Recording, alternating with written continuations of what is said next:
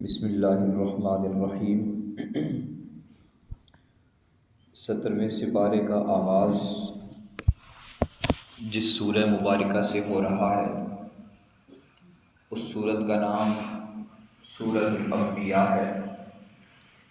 سورہ انبیاء میں اللہ تعالیٰ نے قیامت کو بیان فرمایا اور بتایا کہ قیامت کا وقوع اور حساب کا وقت بہت قریب آ چکا ہے، لیکن اس ہولناک دن سے عالم انسانیت غفلت میں ہے۔ اور یہ ارشاد فرمایا کہ قرب قیامت میں یاجوج اور ماجوج کو کھول دیا جائے گا اور وہ بلندی سے اتر رہے ہوں گے۔ اس وقت مشرکین اور ان کے اصنام یعنی ان کے بنائے ہوئے بت قیامت کے دن دوزخ کا ایندھن بنیں گے۔ پھر اللہ کے نبی صلی اللہ تعالیٰ علیہ وسلم کی رسالت کا تذکرہ اور ان کے ساتھ حضرت موسیٰ علیہ السلام، حضرت ہارون، حضرت ابراہیم، حضرت لوط، حضرت اسحاق، حضرت یعقوب، حضرت نوح، حضرت داؤد، حضرت سلیمان، حضرت ایوب، حضرت اسماعیل، حضرت ادریس، حضرت ذوالکفل، حضرت یونس، حضرت زکریا، حضرت یحییٰ اور حضرت عیسیٰ علیہم السلام، ان 17 انبیاء میں سے کچھ انبیاء کے واقعے کو قدر تفصیل سے بیان کیا اور کچھ کا اجمالی ذکر فرمایا۔ اور اس سورت کا نام سورۃ الانبیاء رکھا۔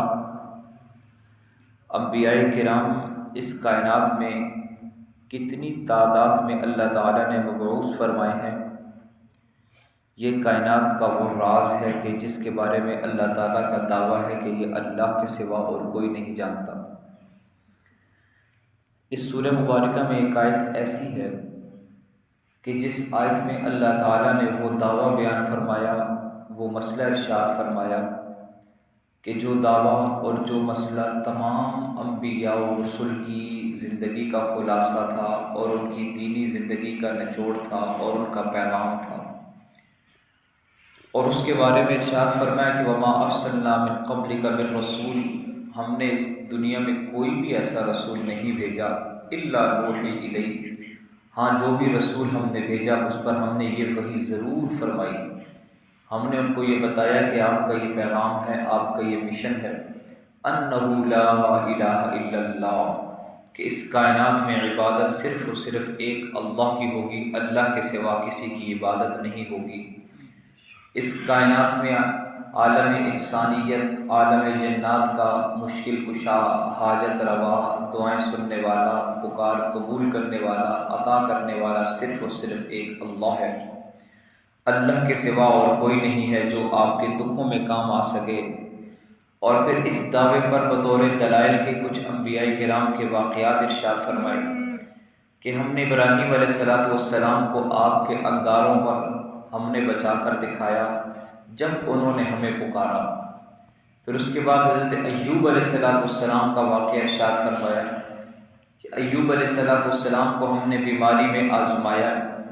اور ایوب علیہ السلام کی زبان پر بس یہی الفاظ ہیں کہ رب انی مسنی الضر وانت ارحم الراحمین، مولا مجھے بڑی تکلیف پہنچی ہے، مجھے بڑی بیماری ہے، وانت ارحم الراحمین، اور تو بڑا رحم کرنے والا ہے۔ یہ نہیں کہا کہ مجھے یہ دکھ ہے تو اس دکھ کو دور فرما دے، فرمایا کہ تو جانتا ہے اگر تیرے علم کامل میں اس دکھ کو دور کرنا میرے حق میں بہتر ہے تو اسے دور فرما، اور اگر مجھے اس دکھ میں دکھ ہی رکھنا تجھے پسند ہے تو مولا تیری تقدیر کے فیصلوں پہ میں راضی ہوں۔ ان کی یہ دعا ارشاد فرمانے کے بعد فوراً کہا فاستجبنا لہ، جب ایوب نے یوں دکھوں میں ہمیں پکارا تو ہم نے اپنے ایوب کی پکار کو فوراً سنا۔ پھر اس کے بعد حضرت یونس علیہ السلام کا بیان ہے کہ مچھلی کے پیٹ میں ان کی ایک ہی صدا تھی، لا الہ الا انت سبحانک انی کنت من الظالمین۔ اور مچھلی کے پیٹ کی تاریکیوں میں، سمندر کے اندھیروں میں، رات کے سناٹوں میں، جہاں نہ کوئی سننے والا ہے، نہ کوئی دیکھنے والا ہے، نہ کوئی کام آنے والا ہے، ان لمحات میں جب یونس علیہ السلام نے ہمیں پکارا تو اللہ تعالیٰ نے فوراً جواب میں ارشاد فرمایا کہ فاستجبنا لہ، ہم نے اس وقت بھی یونس علیہ السلام کی دعا کو قبول کیا، فاستجبنا لہ، ہم نے ان کی دعا کو قبول کیا۔ اور فرمایا کہ جب ہم نے ان کی دعا کو قبول کیا تو وَنَجَّيْنَاهُ مِنَ الْغَمِّ، ہم نے ان کو غم سے نجات عطا فرمائی۔ پکارا یونس نے تھا، لیکن آیت کی آخر میں ارشاد فرمایا وَكَذَلِكَ نُنْجِي الْمُؤْمِنِينَ، ادائے یونس کو زندہ کرتے ہوئے عالم انسانیت میں جو کوئی بھی ہمیں یوں پکارے گا جیسے یونس نے پکارا تھا، وَكَذَلِكَ نُنْجِي الْمُؤْمِنِينَ، ایمان والوں کی اس پکار پر ہم یوں ہی لبیک کہتے ہیں، جیسے یونس علیہ السلام کی صدا پر لبیک کہا تھا، جیسے انہیں غم سے نجات عطا فرمائی تھی، ہم سب کو غموں سے نجات عطا فرماتے ہیں۔ پھر حضرت زکریا علیہ السلام کا واقعہ کہ انہوں نے بڑھاپے میں اللہ کو پکارا کہ مولا مجھے اولاد عطا فرما، ہم نے ان کی پکار کو سنا، قبول کیا، اور پھر ہم نے انہیں اولاد نرینہ عطا فرمائی، اور جب ہم نے انہیں بیٹا عطا کیا تو ہم نے آسمانوں سے جبرائیل کو بھیجا اور ہم نے کہا کہ زکریا آپ نے ہم سے مانگا ہے تو ہم نے آپ کو ایسا بیٹا عطا کیا ہے کہ بچے پیدا ہوتے ہیں تو اس کا نام والدین رکھتے ہیں، عزیز و اقارب رکھتے ہیں، رشتہ دار ماموں چچا رکھتے ہیں، لیکن آپ کے بیٹے کا نام عرشوں سے ہم رکھ کے آپ کو دے رہے ہیں، اس کا نام یحییٰ ہوگا، اور ہم آپ کو جو بیٹا عطا کر رہے ہیں اس بیٹے کے سر پر ہم بھی نبوت کا بھی تاج سجائیں گے، آپ نے ہم سے مانگا ہے تو ہم آپ کو یوں عطا کریں گے۔ یہ صورت ہمیں یہ پیغام دے رہی ہے کہ ہمیں صرف اور صرف ایک اللہ کو پکارنا ہے، اور جب ہم یقین کامل کے ساتھ اللہ تعالیٰ کو پکاریں گے تو سورہ انبیاء میں جس طرح اللہ تعالیٰ نے انبیاء کی دعاؤں کو قبول کیا ہے، اللہ تعالیٰ اسی طرح ہماری دعاؤں کو بھی قبول فرمائیں گے۔ انبیاء سابقہ کے واقعات بیان کر کے اس صورت کو اختتام جو کر رہے ہیں تو یہ الفاظ ہیں رب احکم بالحق وربنا الرحمن المستعان علی ما تصفون، کہ میرے پروردگار حق کا فیصلہ کر دیجئے، اور ہمارا پروردگار بڑی رحمت والا ہے، اور جو باتیں تم بناتے ہو ان کے مقابلے میں اسی کی مدد درکار ہے۔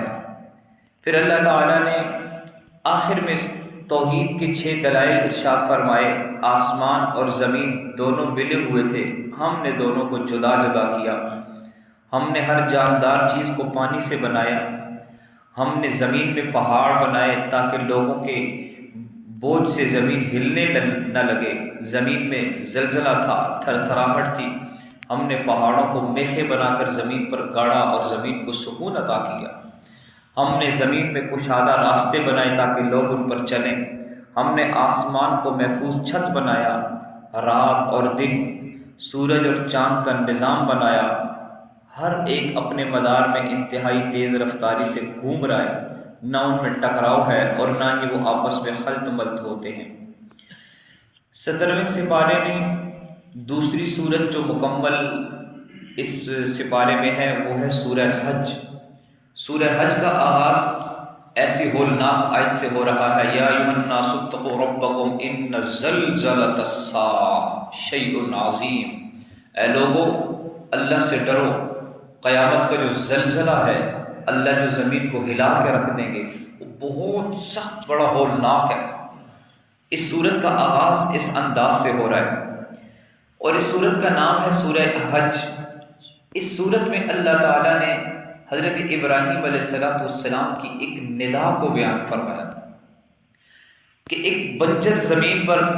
ایک ویران جگہ پر ابراہیم علیہ السلام کھڑے ہیں اور ہم انہیں حکم دے رہے ہیں وَأَذِّن فِي النَّاسِ بِالْحَجِّ، اے ابراہیم لوگوں کو حج کے لیے بلاؤ۔ ابراہیم علیہ السلام اکیلے ہیں، کوئی بندہ نہیں ہے وہاں پر ان کی جو وہ کہیں گے اس صدا کو سننے والا کوئی بھی نہیں ہے، لیکن ہم نے حکم دیا کہ ابراہیم لوگوں کو حج کے لیے بلاؤ، اور جب اس بلندی پہ کھڑے ہو کر ابراہیم علیہ السلام نے پورے خلوص کے ساتھ ہمارے حکم کی بجا آوری کی اور لوگوں کو حج کے لیے بلایا، تو ہم نے فوراً ہی کہا کہ لوگ جب آپ بلاؤ گے تو پھر لوگ چلتے ہوئے، پیدل بھی، سواریوں پر بھی اس مقام کی محبت اپنے دل میں لیے حج کرنے کے لیے رواں دواں قافلوں کی صورت میں آ رہے ہوں گے۔ ابراہیم علیہ السلام کی پکار میں اتنا اخلاص تھا، جب وہ پکار رہے تھے اور سورہ حج اللہ نے نازل کی اس وقت ان کی پکار کو سننے والا کوئی نہیں تھا، اور آج ابراہیم علیہ السلام کے اخلاص کی بدولت ان کی دعا کی قبولیت کا یہ شباب ہے کہ شاید ہی کوئی مسلمان ایسا ہو جس کے دل میں حج کی طلب نہ ہو، حج کی طلب نہ ہو۔ اس دفعہ تو اللہ نے بڑا خصوصی کرم کیا، جن لوگوں نے دعائیں دی کم و بیش 7,000 کے قریب لوگ تھے، 7,000 سے زیادہ تعداد تھی، بغیر کسی قرآن اندازی کے اللہ تعالیٰ نے ان کی سلیکشن کی اور سارے کے ساروں کو اللہ تعالیٰ نے قبول فرما لیا ہے۔ سب کے سب حج بیت اللہ کی سعادت جو ہے اللہ تعالیٰ انہیں عطا فرمائیں گے۔ قیامت کی ہولناکیاں اور دل دہلا دینے والے مناظر کی منظر کشی کی ہے اس سورہ مبارکہ میں۔ تخلیق انسانیت کے ساتھ مراحل بیان فرمائے کہ آج انسان ہمارے حکموں کو توڑتا ہے، ہمارے سامنے اکڑتا ہے، گناہوں کے راستے پہ چلتا ہے، وہ اپنی تخلیق کو بھول گیا کہ ہم نے اسے پیدا کیسے کیا تھا۔ وہ نہیں جانتا کہ وہ کچھ بھی نہیں تھا، وہ تو ایک مٹی تھی، پھر مٹی سے ہم نے ایک گندے پانی کا قطرہ بنایا، پھر اسے خون کے لوتھڑے میں تبدیل کیا، پھر اسے بوٹی بنایا، پھر اس کو بچہ بنایا، پھر ہم نے اسے جوانی عطا کی، پھر ہم نے اسے بڑھاپا دیا۔ یوں ہم نے سٹیپ بائی سٹیپ اس کی ہم نے پرورش کی ہے، ہم نے اپنی ربوبیت کے پیش نظر اس کی نگرانی کی، اور ہم نے اسے زندگی کی بہاریں عطا کی۔ لوگوں کو چاہیے کہ وہ صرف اور صرف ہمیں معبود بنا کر ہماری عبادت کریں۔ پھر اس کے بعد اللہ تعالیٰ نے مسلمانوں، یہودی اور صابی جو ستارہ پرست تھے، صابی وہ قوم ہے جس میں حضرت ابراہیم علیہ السلام کی بعثت ہوئی، پھر ان کے بعد عیسائی اور مجوسی یعنی سورج اور چاند اور آگ کے پجاری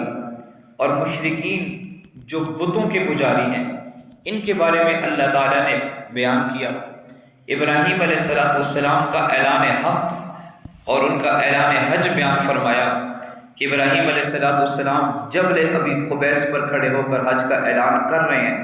اور یہ اعلان اور یہ صدا اتنی پسند آئی اللہ تعالیٰ کو کہ اللہ تعالیٰ نے ان کی اس صدا پر پوری سورت نازل کی، اور اس سورت کا نام بھی ابراہیم علیہ السلام کی اس صدائے حج سے رکھا۔ یہ اعلان اللہ تعالیٰ نے اپنی قدرت سے زمین و آسمان میں رہنے والوں تک پہنچا دیا تھا۔ جب وہ اعلان کر رہے تھے ان کی آواز سننے والا کوئی نہیں تھا، لیکن اللہ تعالیٰ نے اپنی قدرت کاملہ سے ابراہیم علیہ السلام کی صدا کو کرۂ ارض پہ پھیلے ہوئے تمام مسلمانوں تک پہنچایا ہے۔ پھر ایمان والوں کی 4 علامات بیان کی کہ ان کے دلوں میں اللہ کا خوف غالب رہتا ہے، مصائب پر صبر کرتے ہیں، نماز کی پابندی کرنے والے ہیں، نیک مصارف میں خرچ کرنے والے ہیں، اور حج کے دیگر احکامات، مناسک حج، اقامت صلاۃ، ادائیگی زکوٰۃ، جانوروں کی قربانی اور جہاد کو اللہ تعالیٰ نے اس سورہ مبارکہ میں بیان فرما کر اس طرح اس سپارے کو مکمل فرمایا ہے۔ اللہ تعالیٰ سمجھنے اور عمل کرنے کی توفیق عطا فرمائے۔